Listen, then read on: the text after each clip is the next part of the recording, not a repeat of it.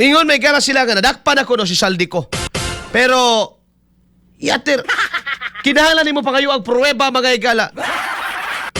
Nganon di magi sila kahatag mga kaigsuunan. O sa kunoy pamatuod be nga nadakpan na si Saldico. Ingon pa mga higala sa ining DOJ mga igsuon nga hala og di mo mutuo ra ba ana kay mura ra pod mo wa nituo nga nabanhaw ang Ginoo. O paminaw na to ni mga higala niya press conference. Mangutan na may higala sa mga media ngadto sa Department of Justice. Kalabot may higala unsay pruweba ninyo nga si Saldico nadakpan na gyud. Dere paminaw ha. Sige daw katropang gab. XFM Katropa. Ano yung indicators? Yes, you mentioned earlier. Indicator pag yun. One of which is yung yung sa sa NCB maybe. Yung sa PCT notice, di ba na basically nadito si Mr. Saldico, baka may arrest warrant, may ganong notice eh. Di ba? Na baka yung mga miyembro ng UNCAC ay kilala itong taon to, baka may international arrest warrant tukol sa taon to, may ganun sila. Diba? Kung wala naman sa kanila si former Congressman Saldico, ba't sila magtatanong? Diba? Bakit out of the blue, bigla nila Baka nakita lang. Diba? Next indication is the fact that I'm going there. Diba? The fact that they're entertaining overtures of our ambassador to the Czech on this matter. Sir, was he also visited by embassy officials? No such information. Ano yung indicator? Okay. Bullseye! Bullseye! Ang indicator ko nung nadakpan na Saldico, gumikan kay giingnan daw sila may gala kining kuan ba murag database or kuan sa Europe nga kaila basig kaila mo ani basig kaila mo aning tawanan ni nani kuan diri basig na warrant ni anak ko no.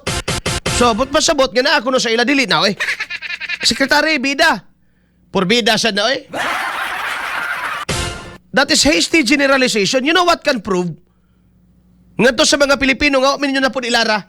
Nga tinuod yun nadakpan si Martin. si Saldi. You know, usay maka pruweba. Atuan ninyo picture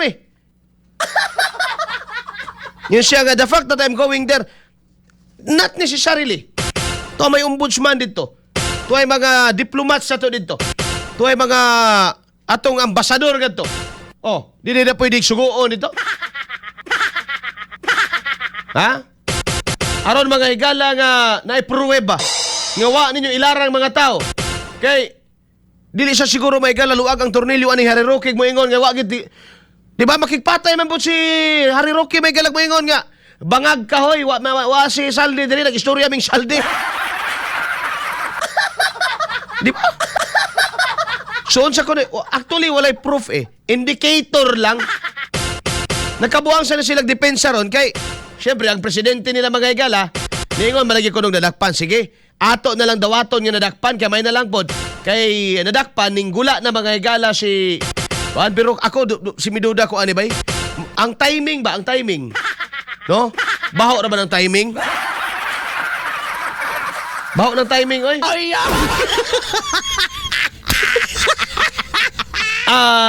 di lang ko mga higala manguna nya kini ato ang mga higala spekulasyon man na.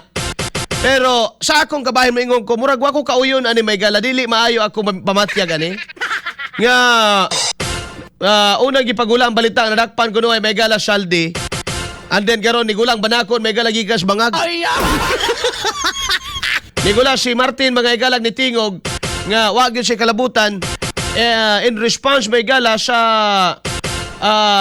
kuan kaning aligasyon sa ato pa kini isa pa before na ko malimtan kini isa pa sa ato pa ang video may galang unang ipagawas ni Saldi mga igsoon it was not considered nila as fake. It was considered as usa may gala ka authenticated allegation yun para sa ila. Yan if they considered that as AI and they verified that as AI mga higala, well, there's nothing to respond about. Walay agay tubagon nga naman AI man to. Sato pa, wag tango na nato na sa una-una nga muingon silang AI to. Nga naman, the mere fact nga gitubag nila ang pasangil karon is they are giving the a weight may gala nining maong aligasyon. Therefore, dili siya AI mga igso. Bullseye. Bullseye. Balik tang bida. Ingos bida may gala nga ang indicator ana. Ningon magod ang dito sa Europe nga basig kaila mo ani nakita na mo ni. Ikaw naman na Secretary Bida baka nakita lang. Oh, baka hindi na huli nakita lang. Oh. Yeah, the fact kuno may gala that he's going there is nahuli talaga si Saldi. Akala ko ba nahuli na talaga? Nganong kuan kayo mo kanang daginot kayo mo mga impormasyon karon nga kung para magkanastaho ng inyong kuan ipakita na kisama na si Saldi ko mga igalang inyo mga gitabon-tabunan na or naalang mo yung timing nga gusto mga igalang mahitabo Koreanong ilason boss nga no daghan asawa masukuan ang hapitanan nga kapilat sa Davao del Sur. Ako naglibog sa ko mga igalang perhaps I have to visit it myself. No? Murag ana gyud siguro inindot Koreanong hilason. Oo, murag ako nindot na ako bisita ng kapilat. Boss gano dagano masuko asawa god.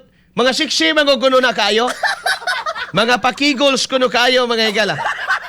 Si Angelina o Angelina Figuro. Good morning sir, watching from Davao City. Good morning.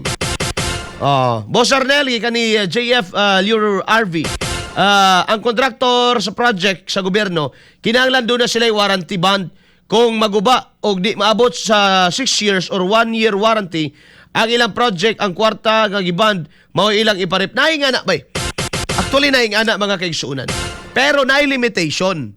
If the project, mga igala, was destroyed by a force majeure or kini mga igalang kalamidad na nalinog, or sa baha, flash flood, walay labot mga igala na.